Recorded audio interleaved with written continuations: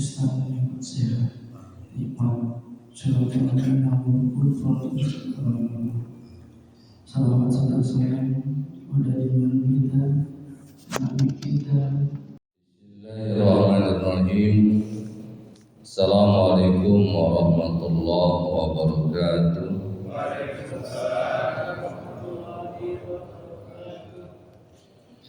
Innal hamdalillah nahmaduhu wa nasta'inu wa nastaghfiruh wa na'udzu billahi min shururi anfusina wa sayyiati a'malina. May yahdihillahu fala mudilla lahu wa may yudlil fala hadiyalah. Ashhadu an la ilaha illallah wahdahu la syarika lah wa ashhadu anna Muhammadan abduhu wa rasuluh. Allahumma salli ala sayyidina Muhammad wa ala ali sayyidina Muhammad kama sallaita ala Ibrahim wa ala ali Ibrahim innaka Hamidum Majid. Rabbi shrah li sadri wa yassir li amri wahlul 'uqdatam min lisani yafqahu qawli. Rabbi zidni ilman warzuqni fahman. Bapak-bapak, ibu-ibu yang saya hormati dan Allah muliakan, alhamdulillah di pagi hari yang berbahagia ini Allah masih mencurahkan rahmat kepada kita semuanya. Allah masih memberikan kesehatan kepada kita semuanya sehingga kita bisa bersama-sama bermuwajahah, bersilaturahmi, beritikaf, bertaklim di tempat yang sangat mulia ini. Mudah-mudahan kita semuanya senantiasa ada dalam ridho dan lindungan Allah Subhanahu wa Ta'ala. Allah jadikan keluarga kita keluarga yang sakinah, mawaddah, warahmah. Anak-anak kita, cucu-cucu kita Allah jadikan anak cucu yang soleh dan solehah, yang sedang belajar baik di pesantren ataupun di sekolah. Allah kasih kemudahan dalam belajarnya, diberikan ilmu yang bermanfaat. Mudah-mudahan yang sakit-sakit Allah sembuhkan, almarhumin dari keluarga kita Allah ampuni segala dosa-dosanya, terima segala amal baiknya. Al-Fatihah. A'udzu billahi minasy syaithanir rajim. Bismillahirrahmanirrahim. Alhamdulillahi rabbil alamin arrahmanir rahim maliki yaumiddin. Iyyaka na'budu wa iyyaka nasta'in. Ihdinas siratal mustaqim. Siratal ladzina an'amta 'alaihim ghairil maghdubi 'alaihim waladdallin. Sedikit mengulas yang bulan lalu sekaligus mengingatkan yang kita bahas adalah hal-hal yang membatalkan wudu. Itu disampaikan pada bulan yang lalu bahwa hal-hal yang membatalkan wudu itu adalah yang keluar dari dua lubang, kemudian tidur, kecuali tidur dalam keadaan posisi duduk yang tidak berubah-ubah, kemudian hilangnya akal baik karena mabuk ataupun karena sakit atau gila, kemudian bersentuhan antara kulit laki-laki dan perempuan yang sudah dewasa tanpa penghalang, sehingga kemarin ada penafsiran di antara para ulama karena pengambilan dalam satu hadis tapi melahirkan beberapa hukum. Kalau Imam Syafi'i kan baik ada syahwat ataupun tidak tetap batal, yang penting bersentuhan secara langsung, tapi kalau ada penghalang tidak membatalkan. Kalau Imam Maliki kecuali kalau ada syahwat baru membatalkan. Kalau Imam Hanafi baik ada syahwat ataupun tidak, bersentuhan tidak membatalkan. Itu pengambilan hukumnya adalah ketika Rasul menggeserkan kaki Siti Aisyah ketika sedang Rasul tahajud, dan kemudian juga pernah Rasul mencium kening Siti Aisyah ketika hendak sholat. Itu beberapa tawilan. Kalau Imam Syafi'i mungkin menawilnya karena pakai penghalang. Kalau Imam Maliki karena nggak ada syahwat. Kalau Imam Hanafi tidak membatalkan wudu, karena pengertian Allah mastum nisa itu menyentuh laki-laki dan perempuan itu dalam artian jima atau misalkan hubungan suami istri. Itu pengertian menurut Imam Hanafi. Itu hanya mengingatkan saja. Kemudian melanjutkan pada bab selanjutnya, saat ini adalah hal-hal yang mewajibkan terhadap mandi besar atau mandi junub atau yang disebut dengan hadis. Faslun fi mujibil ghusli, pasal menjelaskan tentang hal-hal yang mewajibkan terhadap mandi besar.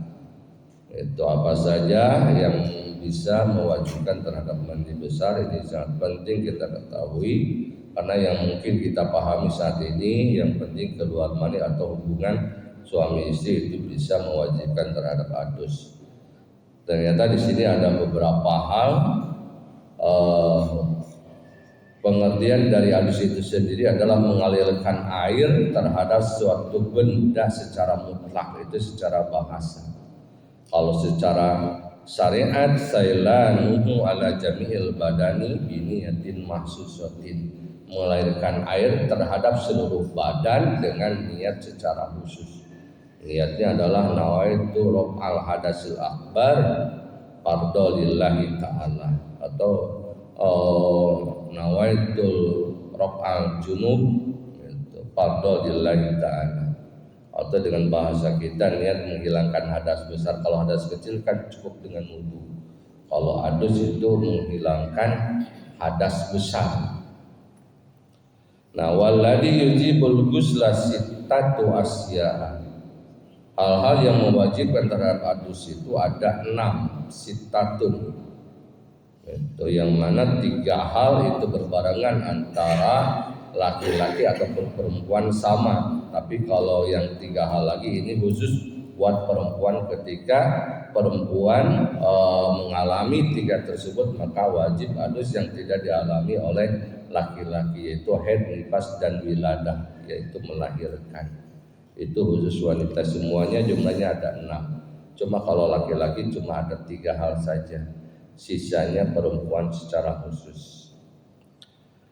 Minha tastariku fiha rijalu wan nisa wa hiya iltiqaul hitanain. Ini mohon maaf, masalah hukum ada sedikit pornografi, karena nggak apa-apa, masalah hukum perlu disampaikan. Di antara yang berbarengan yang mewajibkan terhadap adus baik laki-laki atau perempuan itu adalah ketika terjadi pertemuan 2 hitan. 2 hitan itu adalah 2 kelamin atau hubungan biologis. Wa yu'abbaru an hadal iltiqa bi ila jinwadihin wa bihasabatid dakari minhu al-qadiha min maktumiha bi parjin wa yasirul adamil al-mauliju bihi junuban. Nah, ini ukurannya seperti apa yang mewajibkan adus itu? Apakah sampai kelima atau misalkan keluar mani? Tidak.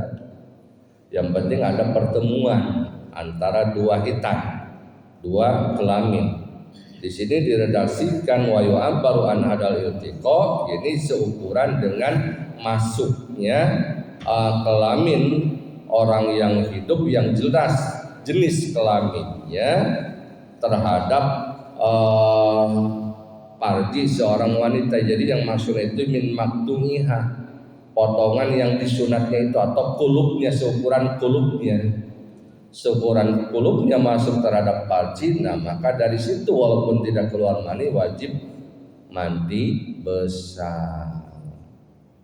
Itu yang dihitankan, itu kulub kan, atau disebut apa namanya, ya pahamlah semuanya, tidak perlu didalami.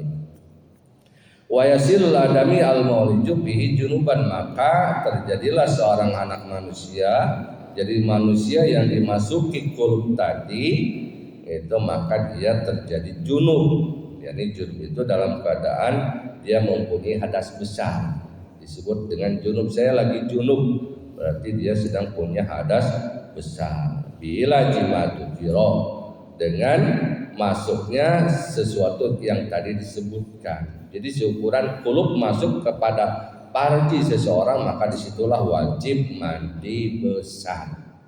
maka seseorang tersebut disebut dengan junub atau mempunyai hadas besar. Wa amal mayitu fala yu'adu ghusluhu bila jibihi, ataupun misalkan kalau kejadian ada seorang mayit yang dimasuki hasapah seseorang terhadap partinya, maka dia tidak usah dimandikan kembali. Ini misalkan kalau ceritanya ada seorang yang diperkosa kemudian sampai meninggal, apakah dimandikannya itu karena dia punya junub atau apakah karena dia menjadi seorang jenazah? Maka yang dimandikannya itu adalah karena menjadi seorang jenazah. Kalau tidak menjadi seorang junub statusnya, walaupun misalkan dia diperkosa sampai meninggal.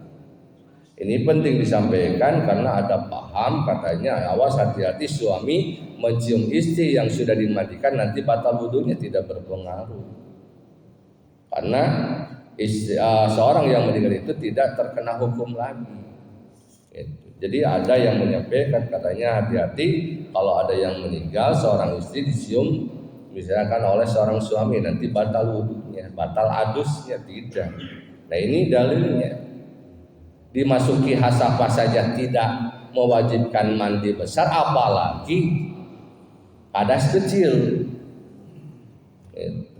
Jadi tidak menjadi batal. Wa amal hunsa al muskil fala ghusla alaihi bi ilaji hasabati wala bi ilaji bi qablihi. Bagaimana dengan seorang banci? Hunsa itu banci. Banci yang beneran, bukan banci KW yang seperti sekarang banci-bancian. Banci yang mempunyai dua jenis kelamin. Dia memasukkan hasapah terhadap partinya sendiri, dan itu tidak mewajibkan adus.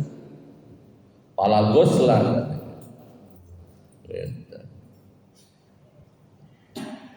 Kemudian itu yang pertama. Yang kedua, yang berbarengan sama-sama harus mandi besar itu baik laki-laki ataupun perempuan, wa injalu atau hurujil mani, keluarnya air mani. Min sahsin bi ghairi rajin wa in qalla al maniyu, jadi sama-sama laki-laki dan perempuan itu bisa keluar mani walaupun misalkan perempuan beda kan jenis air maninya. Bi ghairi rajin wa in qalla, tanpa harus berhubungan, kan keluar air mani itu tidak harus berhubungan, bisa juga dalam keadaan mimpi yang disebut dengan ihtilam. Walaupun air maninya itu sedikit, wa in qalla al maniyu kakitratin, walaupun air mani yang keluar itu sedikit, misalkan setetes kitratin itu. Walau kana ta'ala laun dam, walaupun misalkan air mani yang keluar itu dalam keadaan bentuk darah. Itu walau kana al-khariju bijima'in aw ghairihi, walaupun misalkan keluar itu baik dengan jima, hubungan badan, wa ghairi atau selainnya seperti tadi tidur gitu.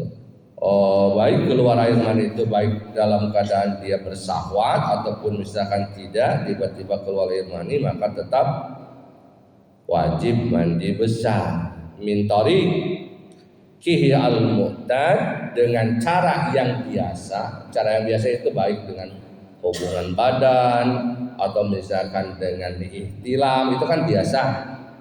Ada juga awghairihi, sesuatu keluar air mani itu tidak biasa. Ka'an in kasara salbuhu faharaja maniyatuhu, seperti ketika misalkan in kasara salbuhu itu punggungnya patah sehingga keluar air mani, maka tetap wajib mandi besar karena judulnya adalah keluar air mani. Walaupun keluar air mani itu secara tidak normal, tetap mewajibkan dirinya mandi besar. Kemudian selanjutnya wa minal mustarab, kemudian diantara yang bersamaan juga adalah al-maut. Jadi ketika orang meninggal sama-sama wajib dimandikan, wajib diaduskan. kecuali ada pengecualian, yaitu orang yang meninggal dalam keadaan syahid. Dia tidak perlu dimandikan, tidak perlu dikafani. Jadi kewajiban bagi orang yang telah meninggal itu adalah asalnya 4, tapi kalau orang yang syahid cuma ada 2, yaitu mensolatkan dan memakamkan. Tidak usah dimandikan, tidak usah dimandikan, tidak usah disolatkan, hanya dikafani dan dimakamkan. Itu kan, itu orang syahid itu. Hanya 2 kewajiban pengurusan jenazah bagi seorang syahid. Tapi secara normal semuanya ada 4. Tadi mulai memandikan, mengkafani, mensolatkan dan memakamkan. Nah itu 3. Tadi hubungan badan, yang kedua keluar air mani, yang ketiga meninggal. Nah itu 3 hal.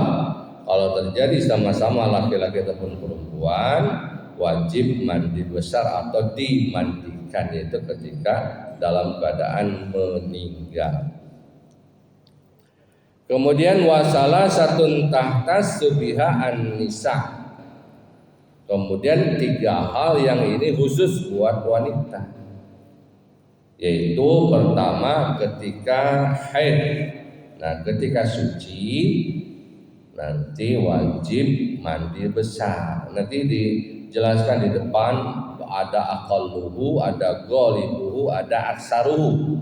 Minimalnya berapa haid, masa haid, kebiasaannya berapa, kemudian maksimalnya berapa gitu. Itu ada khusus babnya. Itu sehari, kemudian seminggu, ada 15 hari maksimal. Kemudian haid itu adalah adamul al-kharij min imra'atin balagat sinin. Darah yang keluar dari seorang wanita yang usianya sudah sampai 9 tahun kalau di sini. Yang benar sekarang kan anak-anak SD yang ada ya banyak yang sudah mengalami haid atau menstruasi. Itu adalah ketika usia 9 tahun. Nah ini untuk menentukan darah haid atau tidak, maka hitungannya itu 9 tahun versi bulan Hijriah. Makanya kita semuanya kalau punya anak perempuan harus paham, harus tahu tanggal kelahiran Hijriahnya. Nanti misalkan hitungannya masalah haid, kalau belum genap usia 9 tahun sudah keluar darah, maka itu dipastikan bukan darah haid tapi darah istihadah atau damul fasad, darah penyakit. Jadi hitungannya hitungan Hijriah bukan hitungan Masehi. Kalau usia 9 tahun kan usia kelas 3 SD atau MI, itu usia 9 tahun. Maka ketika anak kita udah 9 tahun, anak perempuan, maka dihitung sesuai dengan bulan Hijriah, lahirnya tahun berapa. Misalkan kalau kurang dari usia 9 tahun, maka itu bukan darah haid. Karena di sini patokannya adalah balagot sinin, sampai usia 9 tahun.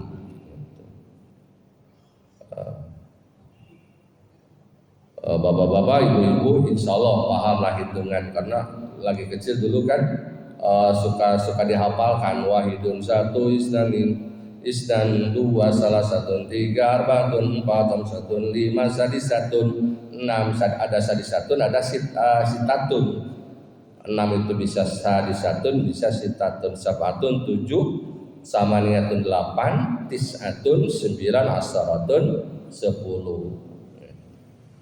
11 ahada asara, 12 isna asara, 13 salasata asara, 14 arba'ata asara, khamsata asara, sadisata asara, sampai 20 isruna.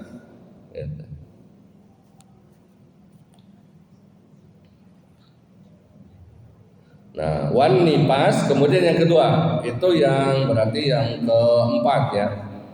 Keempat, karena tadi ada 6. Kalau yang 3 itu udah, kalau buat laki-laki tadi udah cuma 3, ini buat perempuan.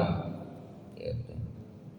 Yang pertama tadi yang khusus buat perempuan adalah haid, adalah yang keluar setelah sampai usia 9 tahun, kemudian nifas, wa huwa ad-damu al-kharij aqbal wiladah.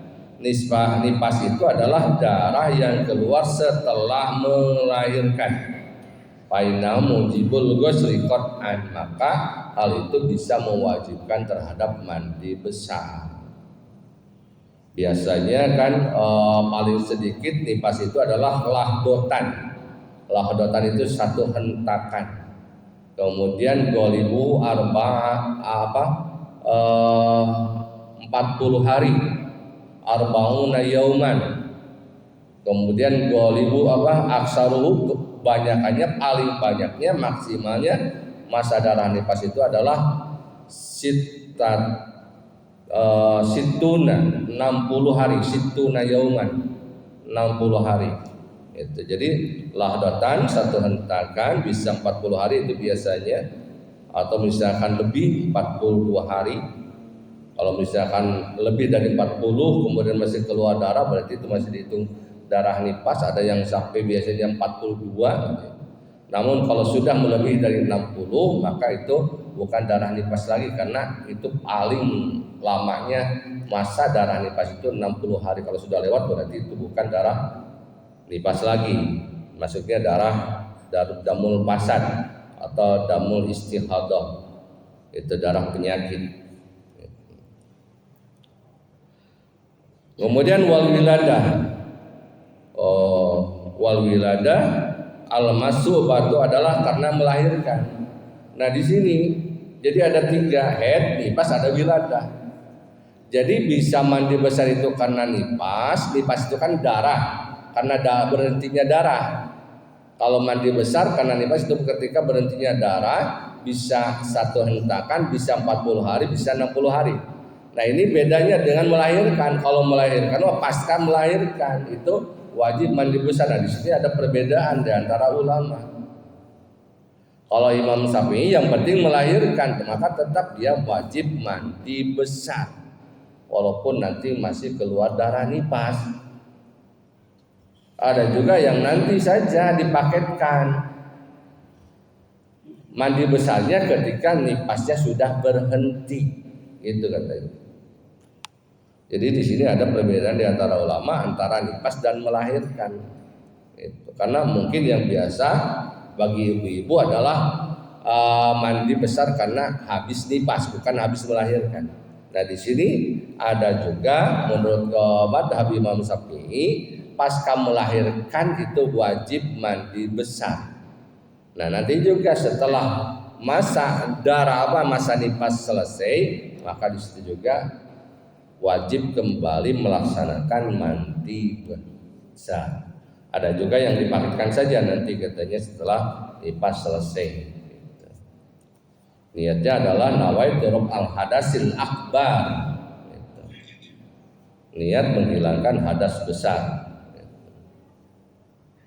Nah itu, jadi ada 3 hal khusus buat wanita haid, nifas dan wiladah. Yang 3 lagi berbarengan, yaitu berhubungan badan, keluar air mani, kemudian yang ketiga karena kematian. Jadi semuanya ada 6. Kalau diurut dari pertama adalah berhubungan badan, keluar air mani karena meninggal, kemudian karena haid bagi wanita, nifas bagi wanita, dan melahirkan bagi wanita. Nah itu 6 hal tersebut bisa mewajibkan terhadap mandi besar.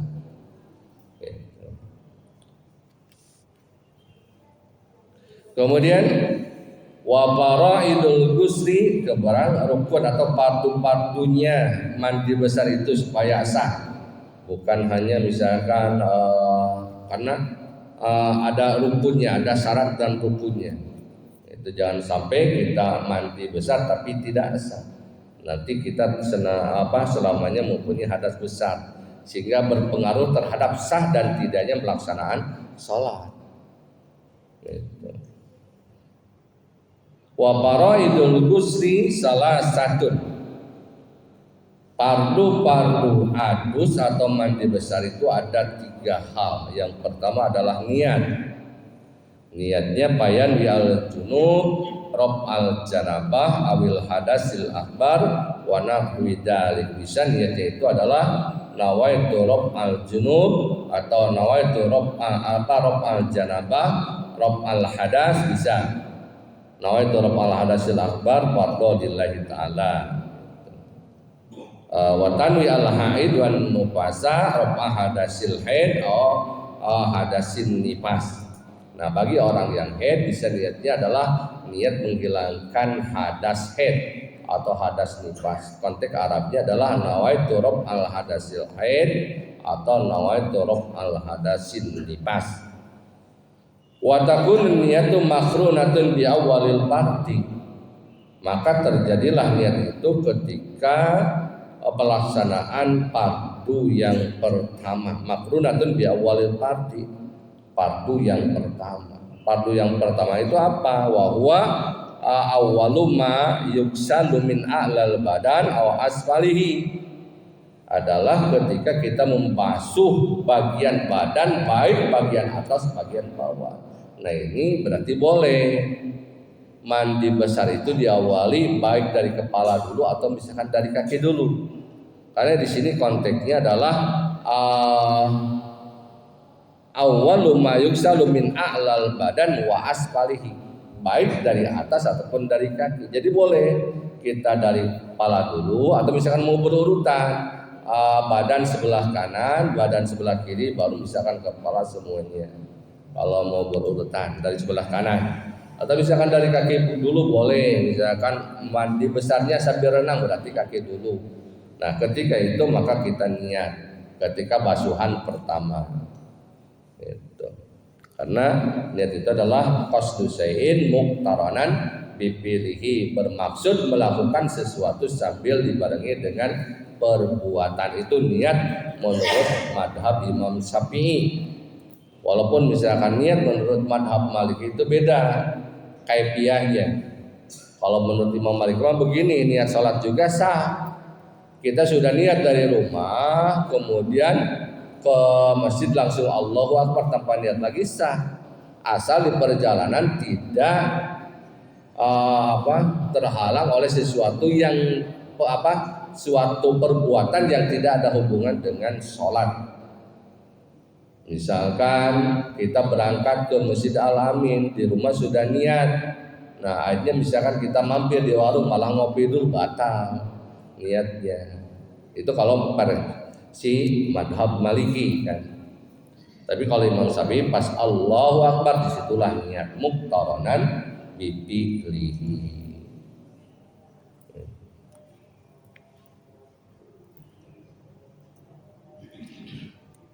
Jadi bapak-bapak, ibu-ibu, kita boleh melaksanakan mandi besar itu baik dari atas badan dulu ataupun misalkan dari bawah dulu.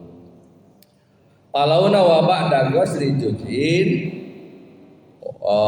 wajabat i'adatuhu. Kalau misalkan kita niatnya setelah membasuh suatu badan, setelah membasuh badan maka wajabat i'adatuhu, maka wajib mengulangi niat. Jadi kecebur misalkan baru niat maka tidak sah niatnya, harus diulangi lagi. Jadi awalnya adalah ketika kita melaksanakan niat, itu adalah awal pelaksanaan mandi besar. Itu yang pertama. Jadi niat itu penting kan, termasuk dan merupakan salah satu syarat kan bisa mendatangkan sebuah pahala. Kan innamal a'malu binniyat. Segala sesuatu itu tergantung niatnya. Kalau tanpa niat berarti tidak sah dan tidak ada pahala. Minum saja kalau kita niat ibadah bisa dapat pahala. Tidur kalau niat ibadah bisa dapat pahala. Makan kalau niat ibadah dapat pahala. Termasuk duduk kita saat ini, kalau kita niat i'tikaf, niat misalkan bermajlis, bertaklim, itu sudah duduknya saja, itu belum hadirnya, belum mendengarkannya. Duduknya saja bisa dapat pahala kalau misalkan kita datang ke masjid niat i'tikaf. Karena satu pekerjaan yang sama, beda niatnya, beda pahalanya. sama-sama gerakannya 2 rakaat, yang satu sholat sunnah qabla subuh, yang satu sholat subuh, beda jelas nilainya. Jelas yang lebih berdiri orang melaksanakan sholat subuh, padahal sama 2 rakaat gerakannya. Nah itu menunjukkan pentingnya niat. Itu maka nggak apa-apa sekarang juga yang lupa niat i'tikaf. Itu niat bersilaturahmi. Banyak kita datang ke sini niat berjamaah. Bahkan setiap langkahnya juga kullu hatwatin shadaqah. Setiap langkah kita menuju masjid itu dihitung shadaqah. Banyaklah pahala. Makanya ada seorang ulama yang menganjurkan kepada kita semuanya ketika kita berangkat ke masjid itu perbanyak taksiru bin niat aja. Perbanyak niat. Dari kita mulai melangkah dari rumah, perbanyak niat. Bukan saja niat sholat saja, bukan niat berjamaah saja, niat bersilaturahmi, niat beriktikaf. Kalau di jalan ketemu teman, kita akan mengucapkan salam. Kalau kita ketemu teman akan senyum kan, tabassumuka fi ahika, itu sedekah. Senyummu terhadap saudaramu itu dihitung sedekah, sudah dapat pahala. Kalau misalkan ketemu duri di jalanan, kita akan buang. Kalau misalkan ketemu sesuatu yang membahayakan di jalan, kita akan buang. Niatkan saja, karena niat mukmin itu lebih baik daripada pekerjaannya. Niatnya saja kan sudah jadi pahala. Nah ini di dalam masalah mandi besar, yang pertama adalah niat, yang kedua wa ijalatun najasah, menghilangkan najis ingkanat ala badani, kalau najisnya ada pada badannya. Ini ada di dalam badan orang yang akan melaksanakan mandi besar.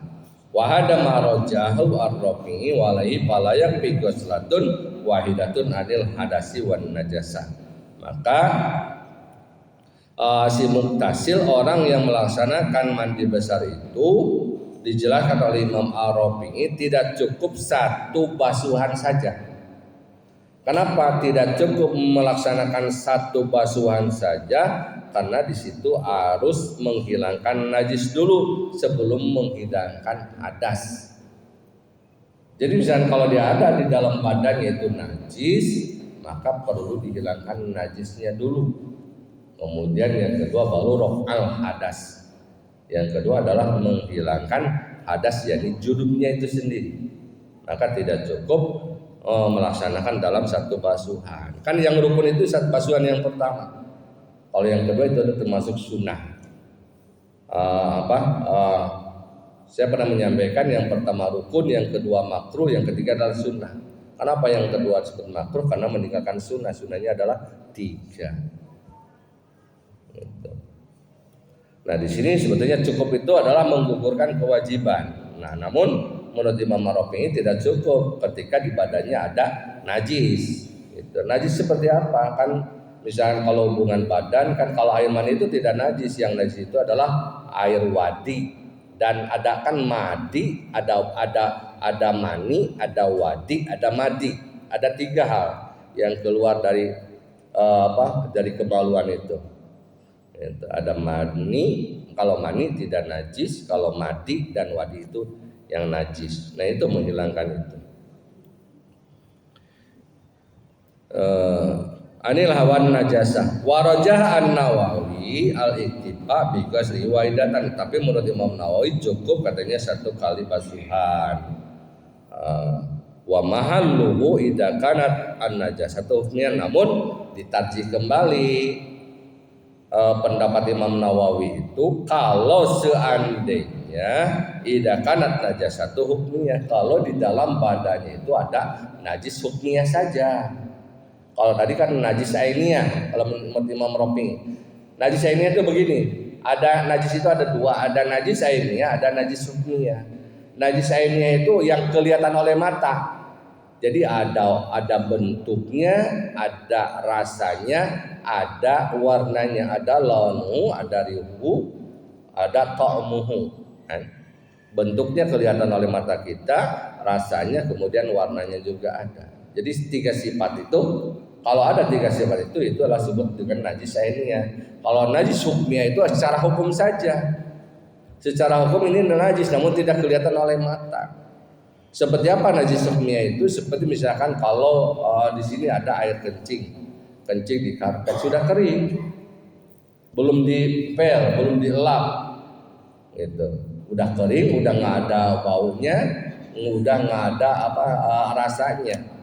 Namun belum diempel, maka itulah najis hukmiyah. Karena belum dibersihkan, yang secara kasat mata tidak kelihatan. Namun belum pernah dibersihkan, maka itu najis hukmiyah. Termasuk najis hukmiyah itu seperti minum ini minuman keras.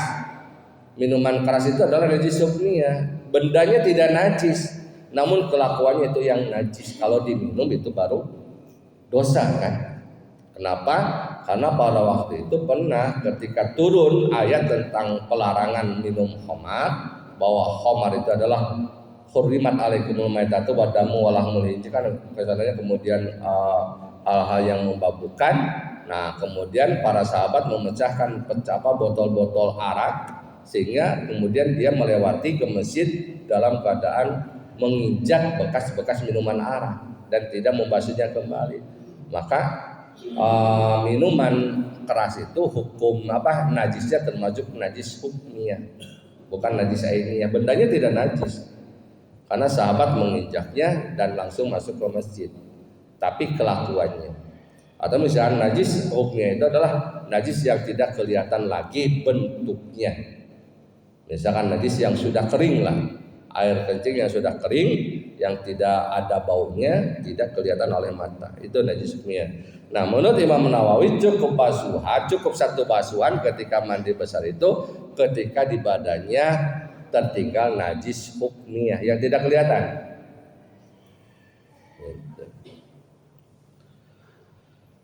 Amma idza kanat an-najasatu ainiyah wajib ghuslatani anhuma. Ketika di badannya itu ada najis ainiyah yang kelihatan ada najisnya, maka wajib dicuci 2 kali.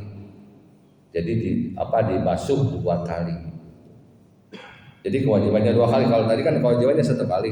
Tapi ketika ada najis ainiyah, kelihatan bendanya, maka wajib dicuci 2 kali. Kemudian wa isalul ma'i ila jami'is sa'ri wal basharati.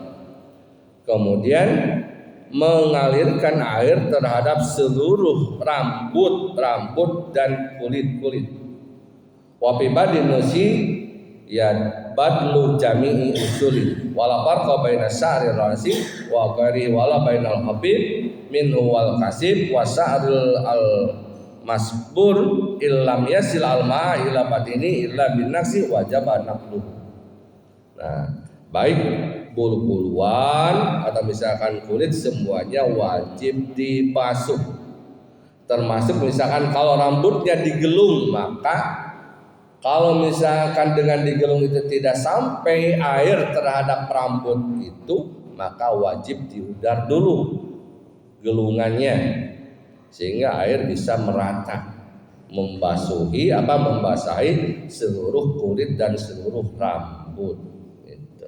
Wajib naqduhu, maka wajib mengudarnya. Wal murad bil basarati dahirul jildi, yang dimaksud dengan kulit adalah dahirul jildi, kulit bagian luarnya. Wa yajibu ghuslu ma dahara min samahai udunai wa min anfi majda wa min sukuki badanu. Nah, jadi kulit luarnya itu yang kelihatan, misalkan kulit telinga yang kelihatan dari luar, kulit hidung yang kelihatan dari luar itu yang wajib dibasuh. Kalau nyampe ke dalam enggak usah membasuh kulit bagian dalamnya yang kelihatan oleh mata kita saja. Gitu. Kulit telinga, pokoknya yang dekat-dekat lubang itu yang kelihatan saja, itu yang wajib basuhnya. Wa yajibu istilamnya ila mahtatal khalqa minal akrab. Lepitan-lepitan itu harus dibasuh. Wa ila ma yabduru min farjil mar'ah inda qu'udiha. Kemudian sampai misalkan wajib membasuh sesuatu yang tampak dari kemaluan seorang wanita ketika tampak ketika duduknya. Jadi ketika duduk dan berdiri kan beda. Kalau berdiri ketutup, tapi kalau duduk kebuka. Nah itu wajib dibasuh. Ketika posisi duduk kebuka, itu misalkan posisi duduk kebuka itu ketika seperti lubang dubur lah. Lubang dubur itu wajib kebasuh. Gitu. Karena ketika duduknya kan kebuka. Termasuk wa ma yabdu min qayyimati inda qudiha liqada'i hajatiha wa mimma yajibu ghusluhu al masrubatu li annaha tadahhar fi waqti qada'iha li hajatin fatashir bi dharil badan. Termasuk laki-laki yang belum dihitan, maka kulupnya itu ditarik dulu. Nah itu kulit kulub seorang laki-laki yang belum dihitan, maka itu ketika mandi besar wajib dibuka dulu kulupnya. Karena kalau misalkan mungkinlah orang mualaf lah yang sudah dewasa ketika mandi besar itu kulupnya harus dibuka dulu. Itu ketika seseorang yang belum dihitan. Sudah jam 6. Ini baru masalah yang mewajibkan adus, kemudian fardu adus, belum nanti sunah-sunahnya. Jadi sunah-sunah adus itu apa? Maksudnya adus yang disunahkan. Contohnya seperti ketika berangkat Jumat, ketika berangkat sholat Id, itu wajib melaksanakan, bukan wajib, sunnah, dianjurkan melaksanakan mandi besar. Itu banyak. Kemudian ketika tawaf itu banyak, nanti disampaikannya karena waktunya sudah jam 6 pas. Ini cuma menyampaikan masalah hal-hal yang mewajibkan terhadap mandi besar. Tadi ada 6, yang 3 berbarengan antara laki dan perempuan, yaitu ketika keluar air mani, ketika berhubungan badan, dan ketika meninggal wajib dimandikan. Dan 3 lagi khusus buat wanita, yaitu ketika haid, nifas, dan wiladah. Masalah wiladah dan nifas itu ada yang membedakan. Menurut Imam Syafi'i beda, ketika melahirkan wajib mandi besar, ketika habis nifas juga wajib mandi besar. Ada juga yang memaketkan, nanti aja cukup dipaketkan dalam keadaan ketika berhenti nifas. Kemudian fardu-fardunya pertama adalah niat. Kemudian yang kedua, kalau ada najis perlu dihilangkan, wajib dihilangkan dulu najis ainiyahnya. Kemudian yang ketiga adalah membasuh seluruh badan sampai kulit dan rambutnya juga. Jangan sampai lepitan kulit kan, harus dibasuh, wajib dibasuh. Termasuk misalkan ada rambut, kalau sekarang mah yang diikat mungkin lah. Kalau yang digulung kan, kalau dulu kan masih musim gulung kan, kalau mungkin sekarang diikat lah. Nah kalau misalkan dengan diikat air tidak sampai, maka wajib dipudar dulu ikatannya. Mungkin itu saja, mudah-mudahan ada manfaatnya. Terima kasih.